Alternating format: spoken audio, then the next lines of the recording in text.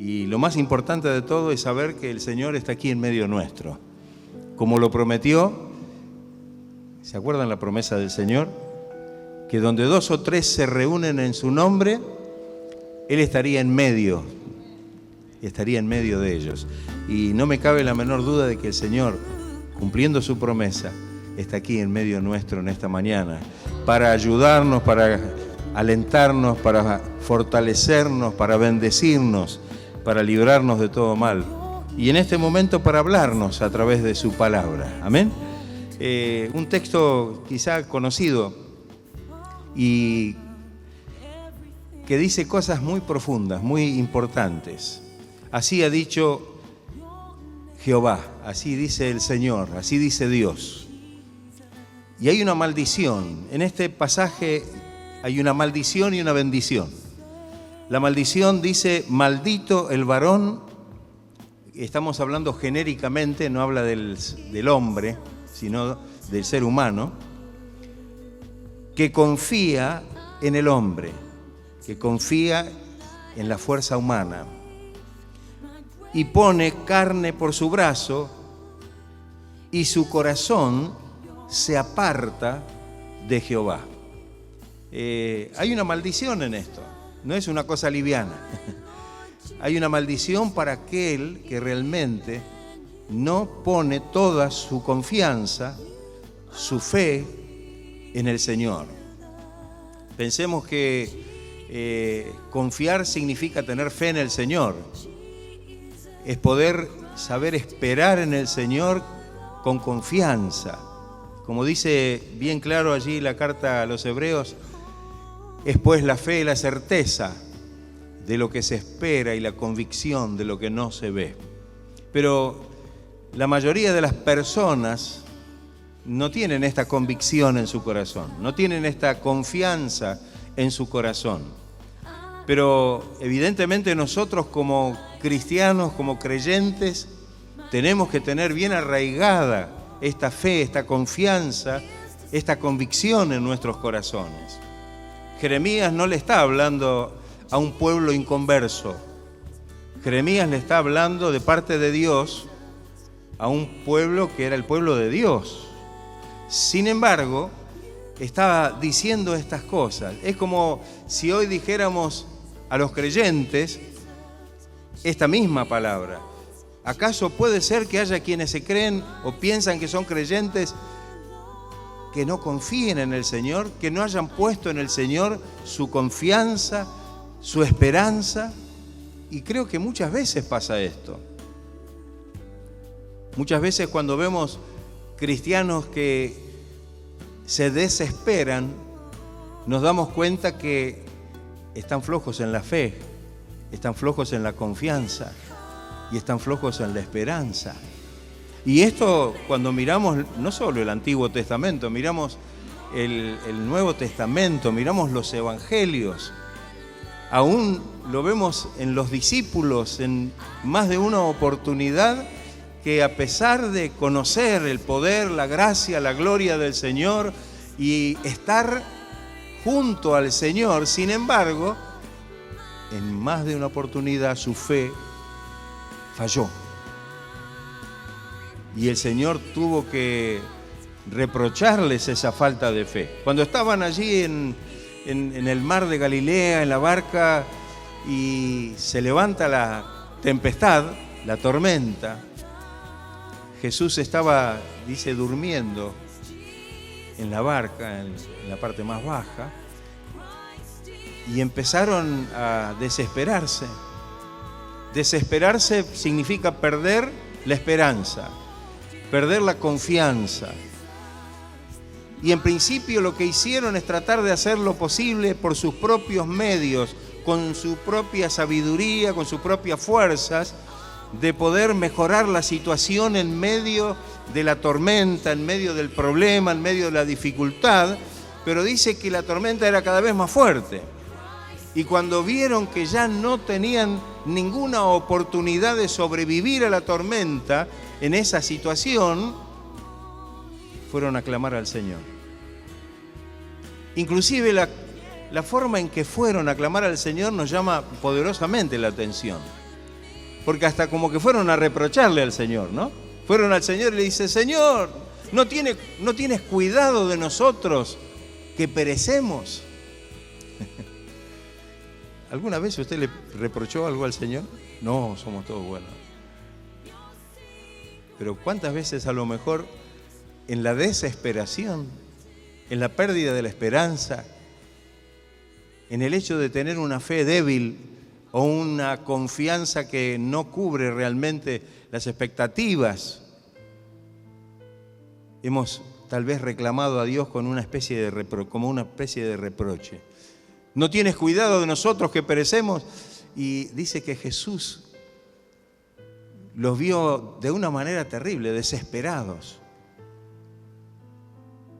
Y el Señor dice que parándose frente a la tormenta y a la tempestad en el mar, el Señor la calmó.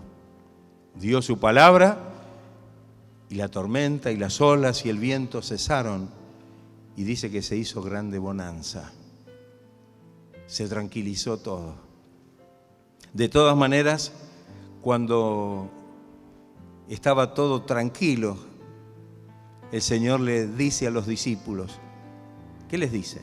Los felicito, están muy bien, qué buena actitud han tenido.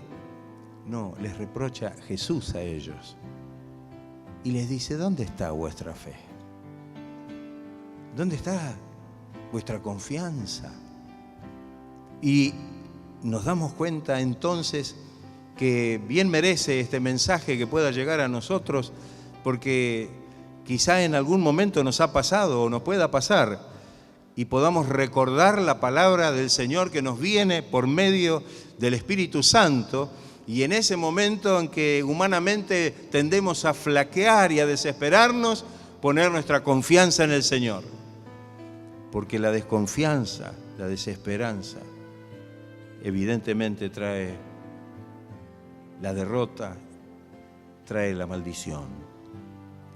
No podemos solucionar las cosas con nuestra propia fuerza, con nuestra propia sabiduría, como bien dice aquí este texto del versículo 5.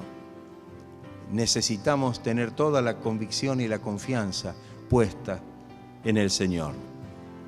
Porque el que no pone su confianza en el Señor, y aquí el Señor usa una metáfora, es como la retama, como esa planta media seca que crece en el desierto, y dice, y no verá cuando viene el bien. Es decir, que la condición de la falta de fe no nos permite ver cuando viene la bendición. Y hay veces, aunque la bendición el Señor la esté enviando, no la vemos, nos seguimos quejando. No verá, nos enceguece, no nos permite ver lo que Dios está haciendo, aún a través de las circunstancias adversas y difíciles que estamos enfrentando en nuestra vida. Entonces, es como la retama en el desierto. No verá, no percibirá, no se dará cuenta cuando viene el bien. No podrá ver la bendición de Dios, sino que morará en los sequedales en el desierto, en tierra despoblada y deshabitada. Qué terrible, ¿no? El desierto no es apto para vivir. No es apto para poder vivir teniendo lo necesario inclusive. Sin embargo, el Señor nos muestra que aquel que no tiene la confianza puesta en el Señor está en esta situación. Primeramente, tiene que comprender que en vez de una bendición, está bajo una maldición. Pero no porque Dios lo maldice, sino porque está bajo la maldición de no poder tener la confianza y la fortaleza de fe necesaria para poder saber, como dice bien el apóstol Pablo, que a los que aman a Dios, dígalo más fuerte, todas las cosas les ayudan a bien. que aunque venga el problema, la dificultad y la tormenta, sin embargo, en medio de todas estas circunstancias, Pablo sigue diciendo, somos más que vencedores por medio de aquel que nos amó. Aleluya. Gloria sea el nombre de Cristo. Qué maravilloso, ¿no? Qué maravilloso. Hay una bendición. Bendito el varón, la persona, el creyente, que confía en Jehová, el que tiene puesta su confianza en el Señor y cuya confianza es Jehová. Es decir, que el origen de la confianza en el creyente es Dios. No soy que yo confío porque soy una persona, mire, yo tengo tantos años de creyente que ya yo soy, aprendía. No. Él es nuestra confianza. Amén, hermano. Es lo que Él produce en nosotros por medio del obrar de su Espíritu en nuestras vidas. Bendito aquel que confía en Jehová y cuya confianza es Jehová. Ahí está, Él es nuestra confianza.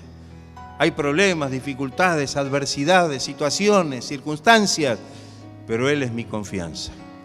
Él es mi confianza. Si Él está conmigo, tengo la confianza, tengo la fe, tengo la esperanza, tengo la convicción, tengo la certeza de que el Señor aún usará estas situaciones para bendecir mi vida, para que pueda yo ser bendecido. Y a diferencia de la retama en el desierto, que no puede ver cuando viene el bien, no puede ver cuando Dios tiene un propósito de bendición, ahora la cuestión es diferente. El que confía plenamente en el Señor no será como la retama del desierto, una planta media retorcida, sin ninguna vista. No, será como el árbol plantado junto a las aguas. Qué hermoso, ¿no? No sé si usted ha viajado seguramente por nuestro país, tenemos un país muy amplio, muy grande, y si hemos pasado por algunas zonas un poco desérticas y de repente vemos un lugar verde, en el contraste de ver todo color tierra o color arena o todos, digamos, de una tonalidad tipo ocre, de repente vemos algo que contrasta y es verde y nos llama la atención. ¿Pero qué nos dice esto? Es que en ese lugar, ¿qué hay? Hay agua. Hay agua. Para que esa planta pueda estar realmente con una apariencia así, es porque tiene sus raíces en un lugar donde puede beber, donde puede nutrirse de la humedad del suelo. Será el creyente entonces como el árbol plantado junto a las aguas, que junto a la corriente echará sus raíces. Sus raíces. Y qué importante, ¿no? Que podamos echar raíces. Fíjense que los árboles que no tienen raíces, el viento los tira, los arranca. Hay algunas especies de árboles, inclusive, que crecen mucho, que no echan muchas raíces. Y sabemos que cuando vienen las tempestades, son los candidatos a ser totalmente, no solamente tirados o volcados, sino arrancados. Siempre, y creo que les he participado alguna vez, una vez estábamos acá en el sur de la provincia de Buenos Aires, en las costas del río Quequén, un lugar muy lindo, muy pintoresco, y hay muchos árboles de ambos lados, más de un lado que del otro, donde está especialmente el camino costero. Un lugar muy lindo. Y ese día que fuimos a recorrer ese lugar, cuando entramos en ese lugar, en ese camino, nos quedamos totalmente aterrados. porque ya conocíamos el lugar, lo habíamos hecho otras veces, y cuando empezamos a observar, había muchos de esos árboles de unos troncos inmensos, totalmente tumbados, y nos llamó la atención que algunos de ellos enteros estaban del otro lado del río. El viento los había arrancado de raíz, con la poca que tenían, y los llevó y los tiró del otro lado, y los veíamos del otro lado del río, tirados del otro lado del río. ¡Qué terrible! Qué importante echar raíces, ¿no? Dice la palabra que en estos últimos tiempos vamos a tener que soportar vientos de doctrina, ¿o no? Vamos a tener que soportar no solamente vientos, huracanes de doctrinas. Huracanes de doctrinas, por todos lados. Y si no estamos con nuestra vida arraigada, es muy probable que seamos levantados o arrancados. Entonces, la fe, la confianza en el Señor, una vida que está bebiendo de la savia y del alimento, que para nosotros no es otra cosa que el Espíritu Santo, nos puede mantener frente a las dificultades y a los vientos de toda clase de doctrinas y huracanes y tornados. Nos vamos a mantener firmes, como aquel hombre sabio que construyó su casa sobre la roca, que vinieron las tempestades y soplaron los vientos. El insensato edificó a ras de tierra. Y hasta tal vez se mofaba del otro, decía, mira qué rápido que hice la casa. Y el otro, mientras este iba para arriba, el otro todavía estaba yendo para abajo, echando los cimientos, asentando sobre una base firme. Pero cuando esa casa fue puesta a prueba, dice que la que construyó el hombre insensato, esa casa se vino abajo, se derribó y fue grande su ruina. Qué terrible, ¿no? Sin embargo, la del hombre prudente que edificó su casa sobre el buen fundamento firme, vinieron los ríos, soplaron los vientos, dieron con ímpetu. No es que va a ser liviana la cosa, no se crea. Va a sacudir. Pero dice que esa casa se mantuvo en pie.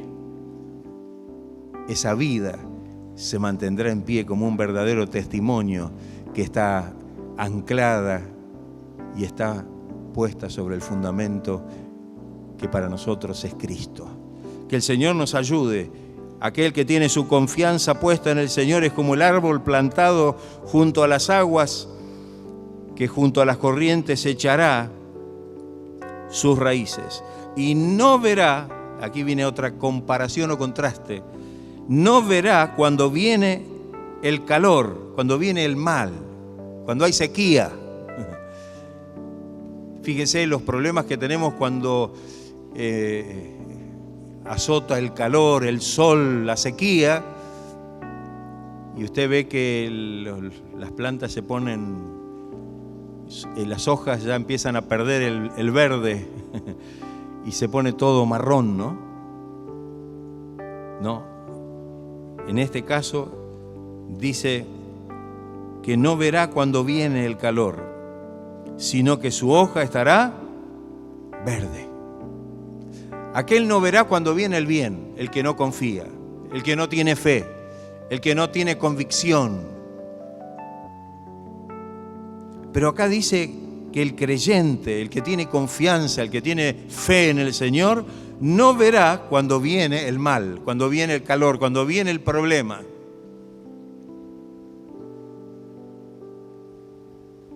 Porque tiene sus ojos.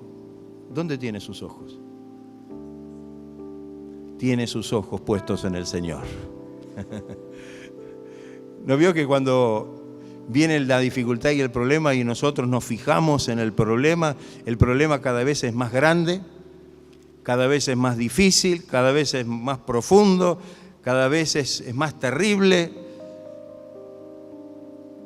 Pero cuando tenemos nuestros ojos puestos en el Señor, cuando tenemos nuestros ojos puestos en Cristo, no veremos cuando viene el mal. Dice, en el año de sequía no se fatigará, ni dejará de dar fruto. Es como si no le pasara nada, es como si no hubiera ocurrido lo que estaba ocurriendo. No dice que no va a ocurrir. Va a venir el año de sequía, va a venir el calor. Sin embargo, dice que este árbol va a permanecer bien, firme, con sus raíces bien arraigadas, con su follaje bien verde. Y no solo eso, sino que no dejará de dar fruto. ¿Sabe que Dios nos ha puesto para que llevemos fruto, no? ¿Sabía eso usted? Fruto espiritual. Amén. El fruto espiritual. A veces pensamos que dar fruto es el trabajo de la obra. Creo que el fruto espiritual tiene que ver con lo que produce el obrar del Espíritu Santo en el corazón del creyente y que sí se manifiesta en nuestra vida en el exterior. Por eso que cuando miramos, cuando Pablo le escribe a las iglesias de Galacia y le menciona, esa lista no es exhaustiva, hay muchos más frutos, pero ahí menciona unos cuantos: amor, gozo, paz, paciencia, benignidad, fe, mansedumbre, templanza. Seguiremos dando fruto. Y en medio del problema que ocurra a nuestro alrededor, nosotros podemos dar o mostrar a través de nuestra vida el fruto del amor. Esto significa que este fruto del amor, en primera instancia, nos hace amar primeramente ¿a quién? Por sobre todas las cosas, al Señor. Primer mandamiento, ¿no? Amarás al Señor tu Dios con todo tu corazón, con toda tu alma, con toda tu mente y con toda tu fuerza. Con todo. Pero esto no se puede dar si realmente el Espíritu Santo no está obrando en nuestro corazón. No vamos a poder amar al Señor. Dice que podemos amar al Señor porque Él nos amó primero. Y ese amor primero del cual estamos hablando, como dice el apóstol Pablo en el capítulo 5 de la carta a los Romanos, es el que es derramado en nuestros corazones por el Espíritu Santo que nos fue dado. ¿Amén? Léalo en su casa después. Va a ver lo que dice. Dice eso. Que ese amor nos es derramado por el Espíritu Santo en nuestros corazones. Y con ese amor de Dios, que es un fruto maravilloso del Espíritu, podemos amar primeramente a Dios. Podemos amar a nuestro prójimo, a nuestros hermanos, al que está cerca nuestro. Y como decimos siempre, no solamente queda ahí la cosa. Hasta podemos amar ¿a quiénes? A nuestros enemigos, porque no es nuestro amor. Porque nuestro amor diría ojo por ojo, diente por diente. No, el amor de Dios va más allá y puede actuar de tal manera en nuestras vidas y en nuestros corazones que nos hace amar aún a aquellos que son nuestros enemigos. Porque en definitiva, ese es el amor que Dios ha tenido por nosotros cuando nos llamó a su camino. Dice la Biblia que cuando el Señor nos llamó a través de su Evangelio y de su palabra, nosotros éramos enemigos de Dios. Estábamos alejados de Dios. Sin embargo, el Señor nos amó. Y de tal manera Dios nos ama y ama a toda la humanidad, a todo el mundo, sin distinción de razas, de credos. Ya ama a todas las personas del mundo, quiere decir, que dio a su Hijo unigénito para que todo aquel que en Él cree no se pierda, sino que tenga vida eterna. Y entonces, en cada uno de estos frutos vamos a ver algo maravilloso. Estos frutos que el Espíritu Santo va produciendo, el gozo, que no es el gozo de que las circunstancias nos vayan bien, que me salió bien esto, que tengo un buen trabajo y que a lo mejor me pude comprar el auto o que a lo mejor me aumentaron el sueldo o estoy cobrando... No. El gozo que el Espíritu Santo pone en nuestros corazones y que lo definiríamos como lo definió David cuando le pidió al Señor que le devolviera el gozo de la salvación. En una situación muy terrible para él. Sin embargo, la oración de David fue maravillosa. El gozo de la salvación. Porque absolutamente no hay nada comparable en este mundo con la bendición y con la gracia del Señor que Él derrama en nuestra vida. Amor, gozo, paz. La paz que hemos recibido no es como el mundo la da, dice el Señor. Yo no doy la paz que el mundo les da, le doy una paz que sobrepasa todo entendimiento. Es una paz gloriosa, maravillosa. Es la paz de Dios obrando en nuestro corazón. Paciencia, la capacidad de soportar triunfalmente debajo de una presión o de una carga. Esto no es un producto de nuestro ejercicio de fuerza. Esto es producto del obrar de Dios mediante el Espíritu Santo en nuestros corazones, que nos da esa gracia y esa fuerza para poder soportar todas las presiones de este mundo triunfalmente. Triunfalmente, no con agobio, ¿no? Porque a veces decimos, bueno, no. Como dice la carta a los hebreos, para que nuestro ánimo no se canse hasta desmayar. Ahí está, no doy más. No, hay una bendición que nos sostiene y que nos fortalece. Benignidad, bondad. No es algo natural nuestro, hermano. No es algo nuestro. No es un fruto propio de nuestra naturaleza humana. Es lo contrario, somos malos. Nuestra naturaleza humana es mala. Pero el Señor nos cambia la naturaleza y ahora, por medio del obrar del Espíritu, empezamos a dar frutos de bondad y de benignidad. Fe, mansedumbre, sencillez, humildad, templanza, dominio propio. Qué maravilloso todo esto, ¿no? Así que el dar fruto para un creyente, para el creyente que está plantado, afirmado, junto a las corrientes de las aguas.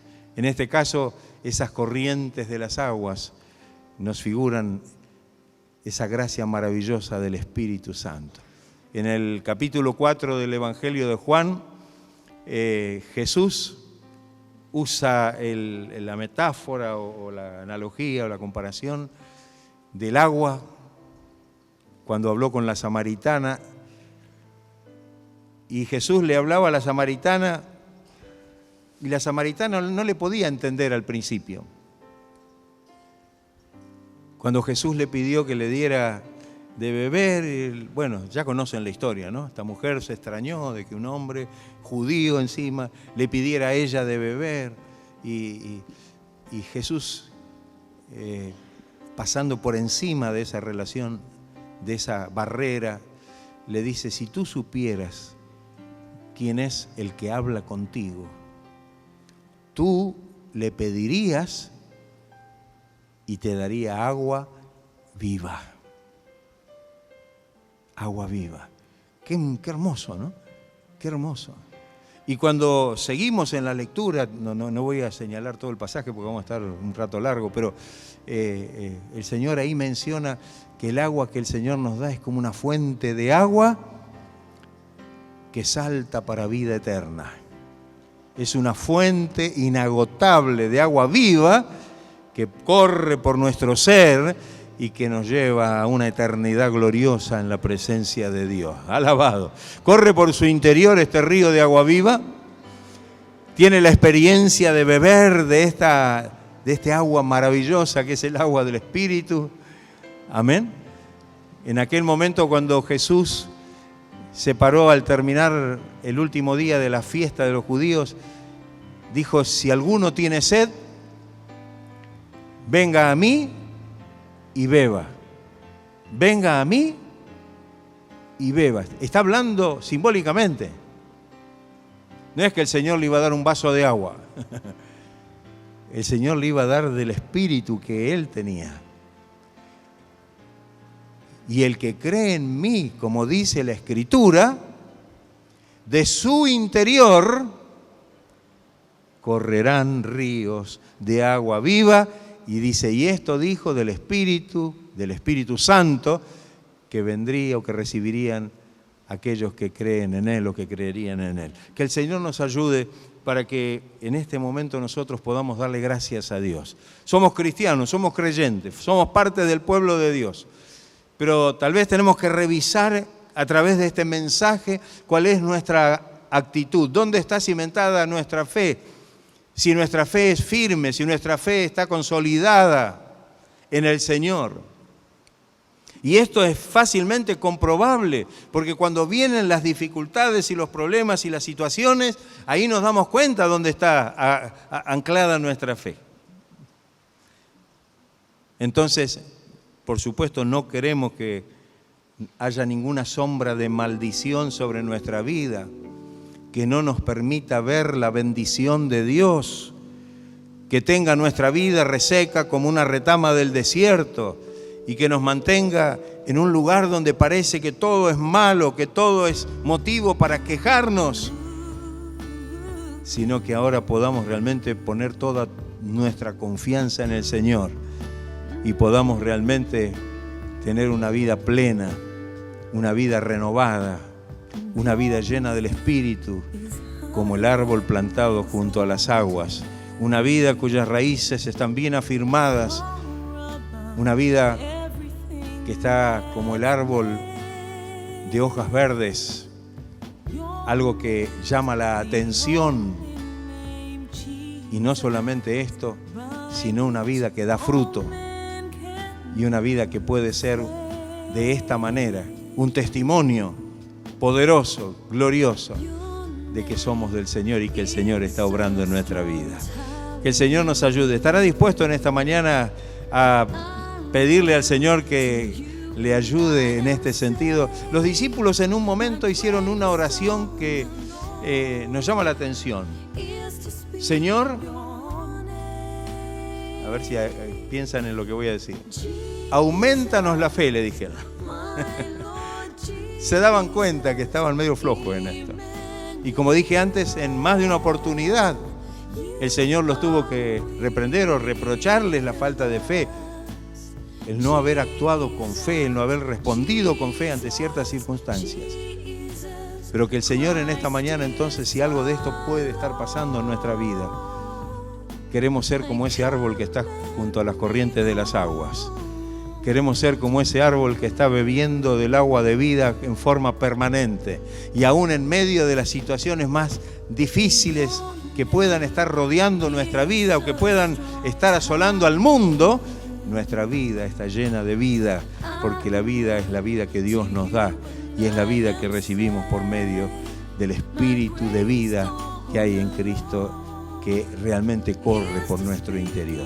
Que el Señor nos ayude, que podamos realmente en esta mañana abrir nuestro corazón, que podamos acercarnos al Señor con esta convicción, ser sinceros. Amén. A veces cuando uno le pregunta a la persona, ¿usted tiene fe? Sí, yo tengo una fe. Algunos dicen, tengo una fe ciega. Ay, qué problema. Si tiene una fe ciega ni siquiera ve. Una fe ciega, una fe que está enferma, que tiene una situación. No. Nuestra fe es una fe genuina, verdadera. Es una fe que el Señor es el que obra con su poder en nosotros. Dice en la carta a los Efesios capítulo 2, cuando habla de la salvación por la fe y no por obras, y dice que la fe es un don de Dios. Es algo que no lo producimos nosotros. Yo puedo tener fe en las cosas comunes. Puedo tener fe de que, bueno, sé yo, mañana va a salir el sol. Puedo tener fe de que si hago esto así, va a ser mejor que hacerlo de la otra manera, porque la experiencia me mostró de que puedo. Pero la fe de Dios es otra cosa.